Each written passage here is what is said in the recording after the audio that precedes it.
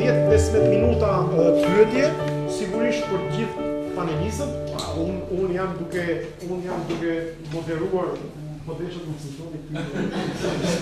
Unë si as përgjigje, po ka vlerë, hajde vazhdojmë me pyetjen. Isha një pyetje për mikun francez. Dhe për të mbetur në aktualitet e zonja Gaje. A ka të drejtë zonja Gaje që si kërkoj të shpërblim dhe fitori nga revista, ta kërkoj nga një revist tjetër apo gazete, cila boton të njëjtën foto, por të marrë nga kjo revista e parë, qoftë me njëherë në moment ose pas një muaj, ose pas një viti. Do të thënë, ai përket të drejtë dhe në këtë skuadrë të thjesht një detaj, presidenti nuk e kërkoi rregullimin e imazhit. Alors, trois questions réunies sur une seule. Madame Gaillet, elle avait droit de demander des dommages et des intérêts par rapport au magasin Closer. Mais ces photos ont été publiées par d'autres magasins aussi. Elle a le droit de demander des dommages et intérêts par rapport aux autres magasins, premièrement. Oui. Deuxièmement, elle a droit maintenant ou son droit reste toujours en vigueur, même dans une période non limitée. Et troisièmement, est-ce que le président de la République, lui, est-ce qu'il a demandé la réparation ou des réparations pour son image et le respect de sa vie privée? Alors, première question, oui, elle aurait pu demander réparation pour toutes les photos qu'elle a publiées. Bon, io montre le compte. C'est une atteinte à la réputation, c'est une atteinte à la vie privée. Ouais, bah oui.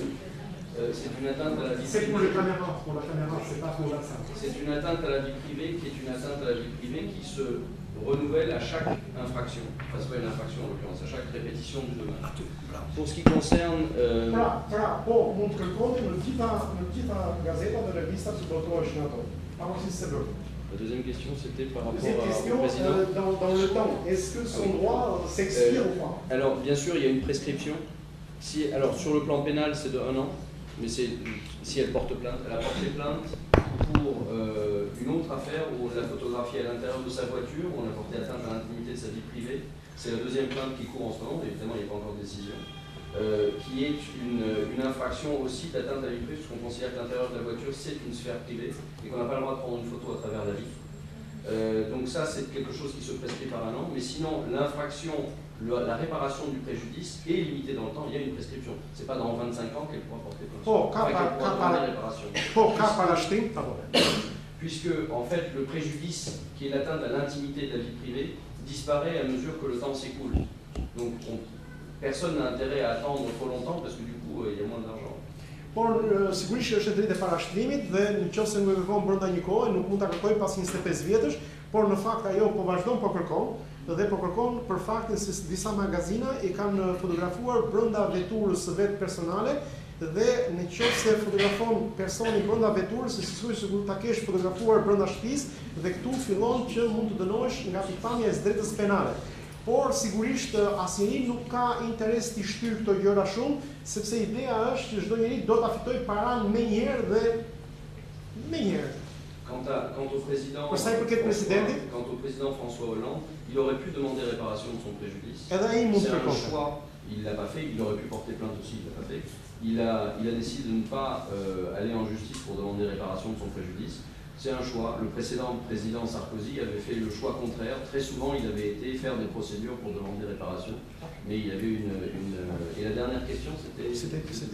Donc, po ai mund ta kërkonte, por nuk e kërkoi, zgjodhi vetë mos e kërkonte. Po presidenti i bërpashëm shpeshherë kërkonte. Përshëndetje, një pyetje për doktor Elzen. Në Francë, ndryshe nga vendet e tjera të Bashkimit Evropian, kuadri juridik parashikon shumë lehtësira për gazetarët ose në rastin më të mirë ata që dëshpërblen me një shumë të vogël. A bëhet kjo për të mbrojtur lirinë e shprehjes gazetarin, për mos rënduar mediat dhe sa e cënon ose më saktë sa e shpërfill pjesën e imazhit dhe reputacionin e personave publik në këtë rast, sepse për ta ilustruar kemi rastin e ish-ministrit Ylli Pango, i cili pretendoi dëmshpërblim nga gjykata në rastin e transmetimit të videos së tij nga një televizion francez dhe gjykata vendosi që ai të dëmshpërblehet me vetëm €1. Faleminderit. Donc cela est fait de façon intentionnée, c'est-à-dire c'est pour aider les médias qu'ils puissent s'exprimer librement, ou ça dépend d'autres facteurs. Selon vous, quelle est la situation? Il faut distinguer deux choses en fait. Il faut distinguer le fait qu'on ait envie de faire mal aux médias du fait qu'on ait envie de réparer le dommage et le préjudice subi par une personne physique. Duhet të dallojmë dy gjëra. Gjëja e parë është sikur gjykata të donte të bënte keq medias dhe e dyta, interesi i dytë është të japi një zhdëmtim atij që është dëmtuar. Pour ce qui concerne donc les médias qui effectivement arrivent à très largement digérer les condamnations pénales et civiles, ça ne concerne, ce que j'avais dit tout à l'heure, que bien sûr ceux qui sont adossés à des grands groupes.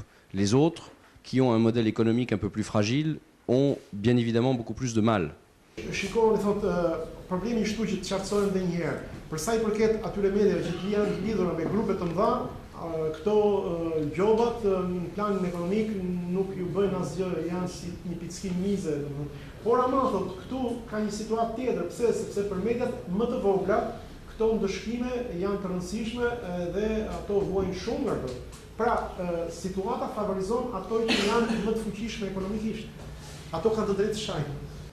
Mais qui eux, alors ces grands groupes, eux ne vont pas, enfin les grands groupes, c'est leur modèle économique en quelque sorte aussi, de faire, c'est une presse à scandale, donc par définition, plus ils arrivent à produire du scandale, plus ils sont vendus et plus ils arrivent en quelque sorte à rentrer. Mais en l'occurrence, c'est pas une intention du législateur, loin de là.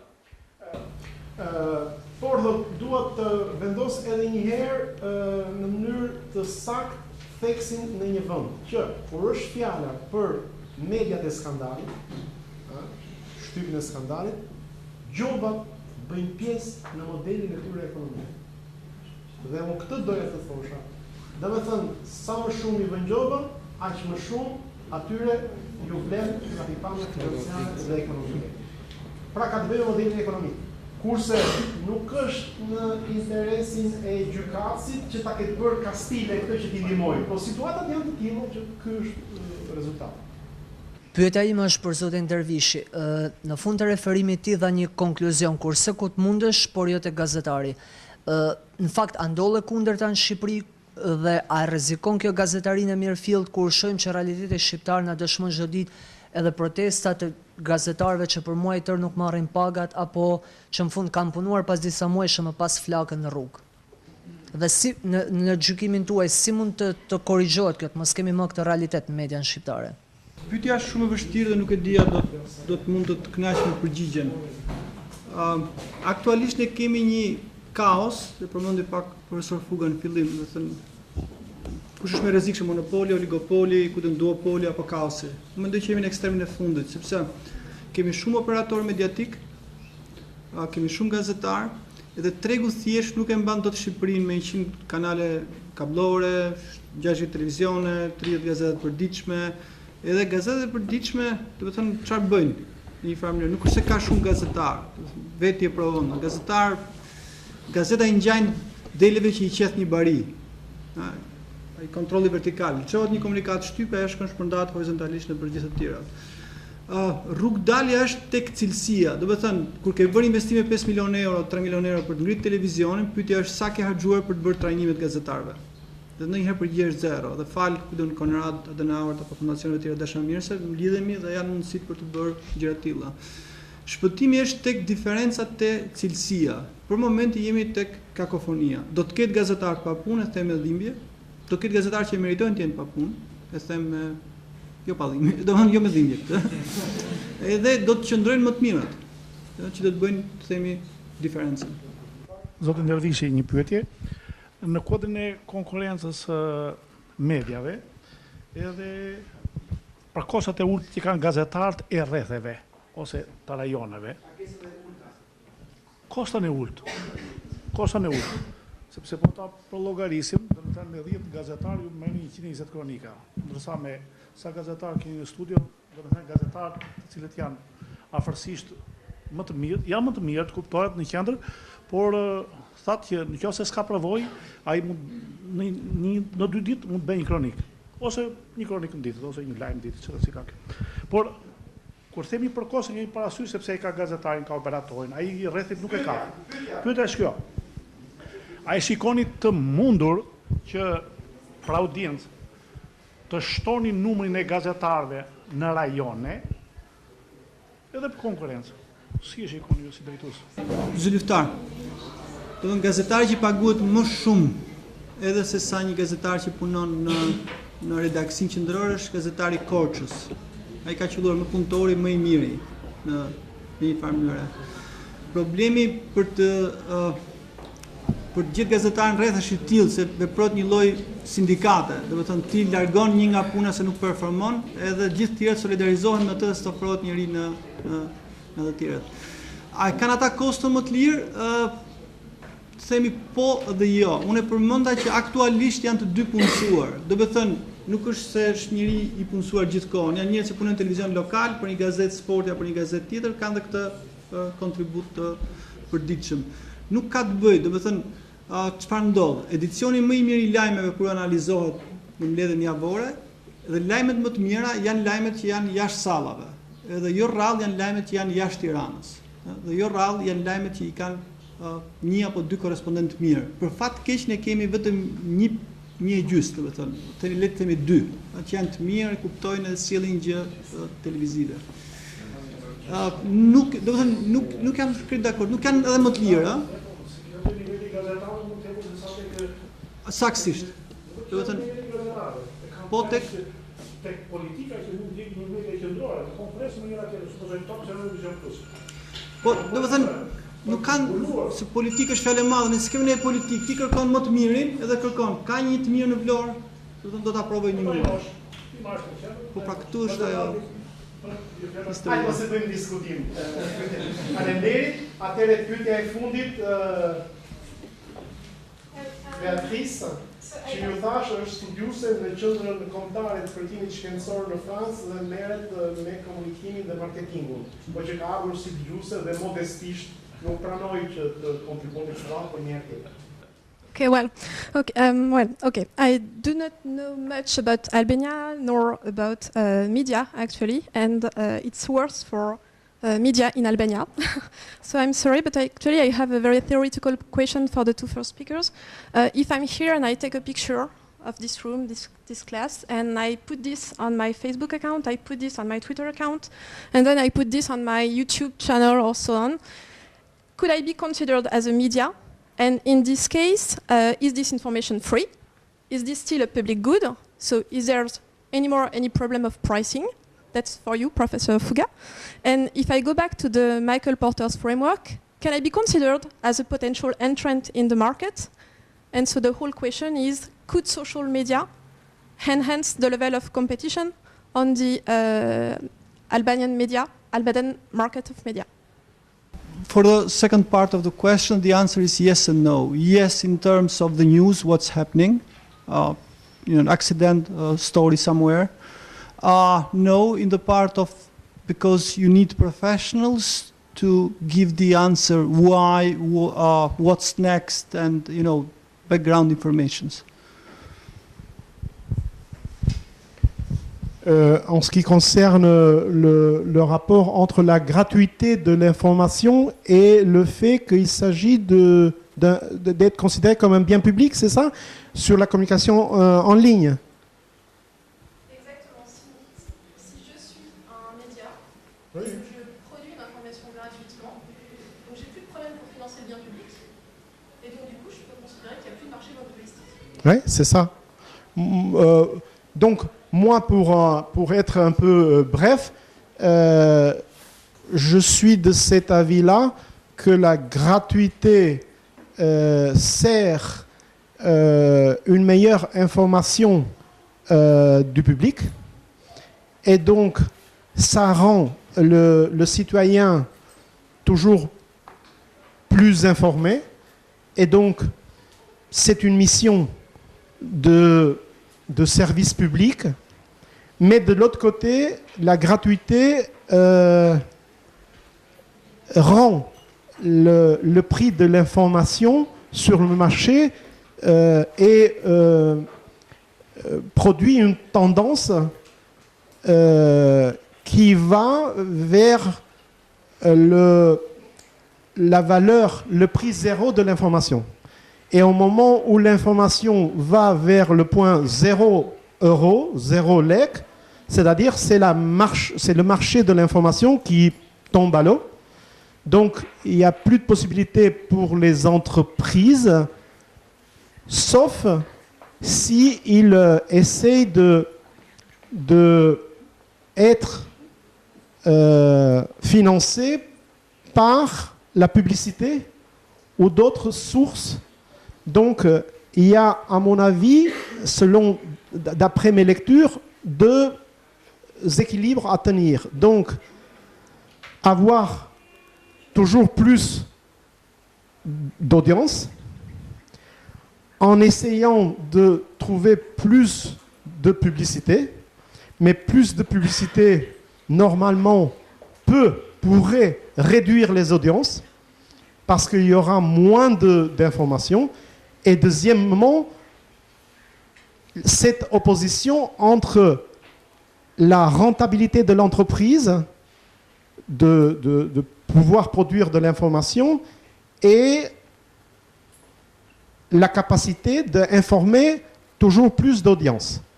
Pour moi, ce sont des équilibres qu'on essaie de tenir dans le modèle actuel des médias en ligne, mais selon ce que j'ai compris dans la bibliographie contemporaine, on est à la recherche d'un modèle économique qui puisse les gérer à la fois toutes ces contradictions et il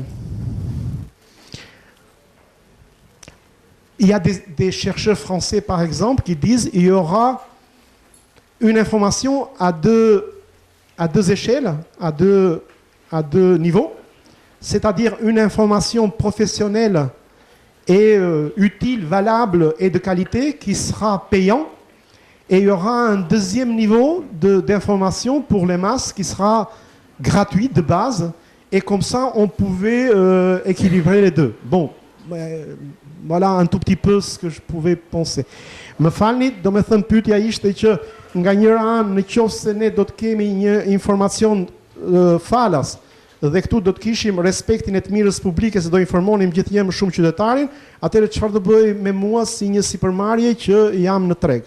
Përgjigja pak a shumë imja, më falni për zgjatjen, ishte që nga ajo që unë shoh në literaturat e sotme është se sigurisht ka një model që si tha dhe kolegu ynë Zguri, kemi një model në përpunim e sipër me dilemat përkatëse, sepse në qoftë se unë do të pranoj që informacioni të ketë çmimin zero, sigurisht unë do shkoj drejt asaj që do dal nga tregu me kusht që të gjej burime të tjera financimi që janë reklamat. Po në momentin që unë shtoj reklamat, sigurisht unë ul cilësinë e informacionit ose si të thuash e ul sasinë e tij pra më bie audienca.